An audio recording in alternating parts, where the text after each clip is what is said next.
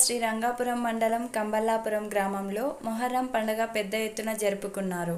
Islamic క్యాలెండర్లో మొదటి నెల అయిన మొహర్రం ప్రపంచవ్యాప్తంగా ఉన్న ముస్లింలకు చాలా ప్రాముఖ్యతనిస్తుంది. ఈ పవిత్ర మాసం తైన సంతాపం మరియు ప్రతిబింబం ద్వారా గుర్తించబడింది. ముఖ్యంగా 10వ రోజున దీనిని అషురా అని పిలుస్తారు. కర్బలా యుద్ధం యొక్క విషాద సంఘటనలను స్మరించుకోవడానికి ముస్లింలు ఈ పండుగ జరుపుకుంటారు.